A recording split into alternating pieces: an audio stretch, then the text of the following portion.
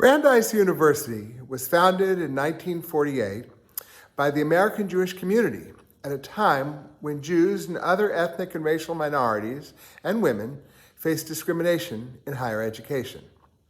Specifically, at the nation's most elite colleges and universities, Jewish applicants faced quotas that set a maximum limit on the percentage of each newly admitted class that could be made up of Jews. If accepting the best qualified batch of applicants would cause a class to be 1/4 Jewish, for instance, less than half of those would be accepted. In response, Brandeis's founders created a non-sectarian research university that welcomed talented faculty and students of all backgrounds and beliefs. By 1968, quotas no longer restricted Jewish populations at elite institutions, but Black students felt marginalized at Brandeis.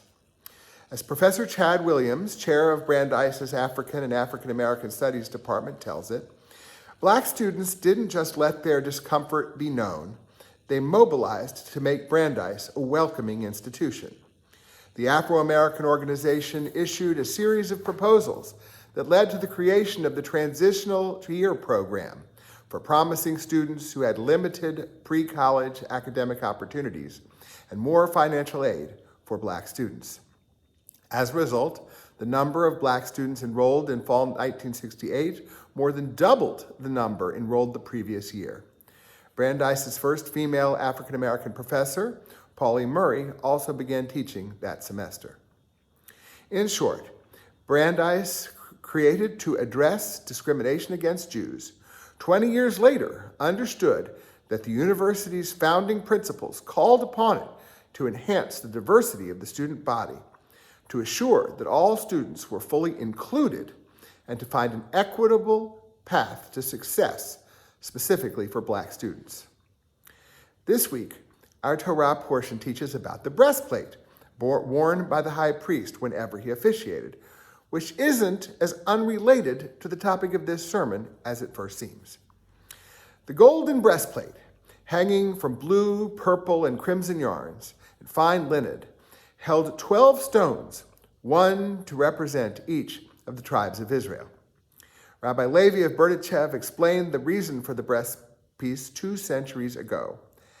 Aaron was chosen as priest from among the children of Israel.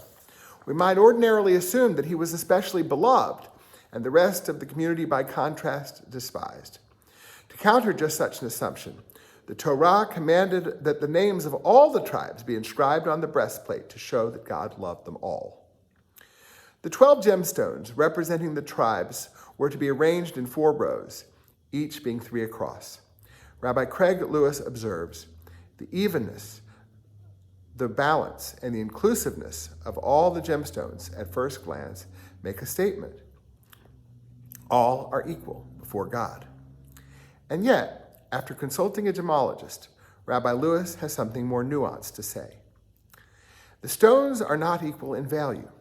The amount of lapis lazuli needed to match the amount of emerald in value would destroy the balance. The stones would be all different sizes, rendering even rows impossible. Still, by virtue of being on a priestly adornment, each gem is considered beautiful, worthy to shine like all the other gems. In some ways, groups of people can't be compared to different values of the stones, and not because some humans are more valuable than others. I need to start this paragraph over. In some ways, groups of people can be compared to the different values of the stones, and not because some humans are more valuable than others, God forbid. Brandeis added a transitional year program for newly admitted Black students in 1968, for example, because many of them had attended segregated schools and were the first in their family to go to college. Brandeis had apparently decided that its unique mission required it to include Black students, but protests by Black students and their allies made the administration aware that the university would need to make special efforts to ensure that each of its students would have an equitable chance to succeed. The effort that began as the Transitional Year Program has evolved now to address the needs of an even more diverse array of students who have demonstrated academic promise, leadership potential, and resilience in their life experiences, but may have lacked access to pre-academic opportunities, to pre-college academic opportunities and resources. Rabbi Lewis suggests that such an approach is symbolized and even mandated by the array of gemstones in the breastplate. For proper presentation, each gem requires its own unique treatment before being displayed, and ongoing maintenance for each gem is likewise unique. Cleaning agents used to polish amethyst could cause turquoise to fade. Heat treatments used on rubies could prove harmful to porous gems like lapis lazuli. Brushes used to clean emeralds are not recommended for use on carnelians. If all gems were handled uniformly, with the exact same resources in equal quantities, some would shine brightly while others would be dimmed into oblivion. The gems need to be treated with equity rather than equality. Remember, the gemstones are symbols for groups of people, originally the 12 tribes. Each has different gifts, varying experiences, and a wide array of needs. To cite a very different example, on average, women are smaller than men, unable to run as fast or lift as much weight. One result is that few women meet the standards of the United States military's special forces.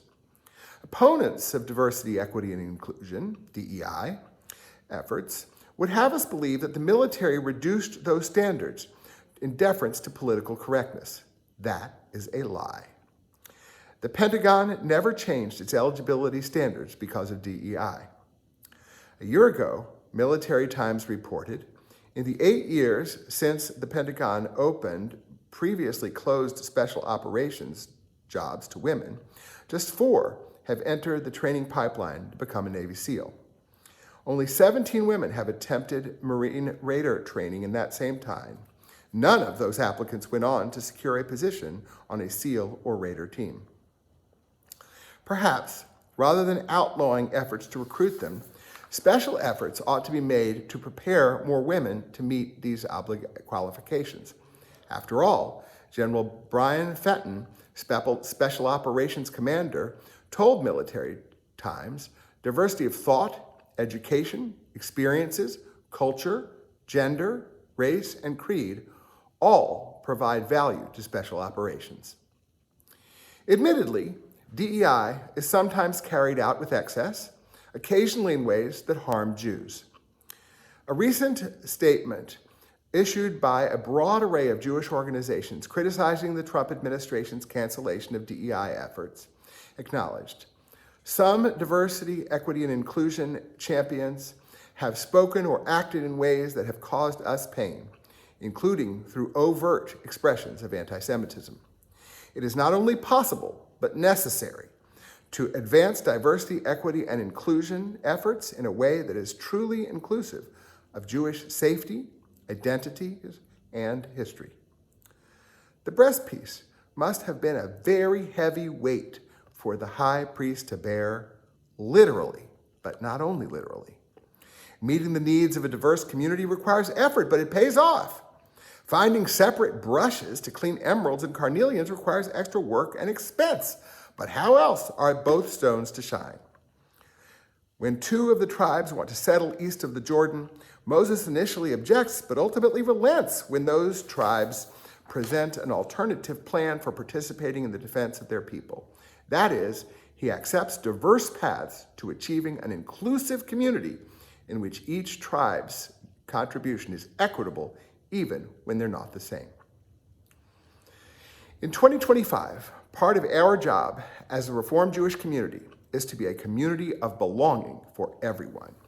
That is, making very clear that we want to provide every reasonable accommodation to celebrate a community that includes Jews with disabilities alongside the young and healthy, Jews by choice and people who aren't formally Jewish, but are part of Jewish families alongside those whose ancestry DNA comes back 99% Ashkenazi Jew. New members, together with those whose families have been part of this congregation since 1866, LGBTQ Jews together with straight folks, Jews of color alongside those who appear white, Jews who are single and those who are married, and more. God has created and chosen each and every one of us, including all of us equitably, each for our own diverse gifts.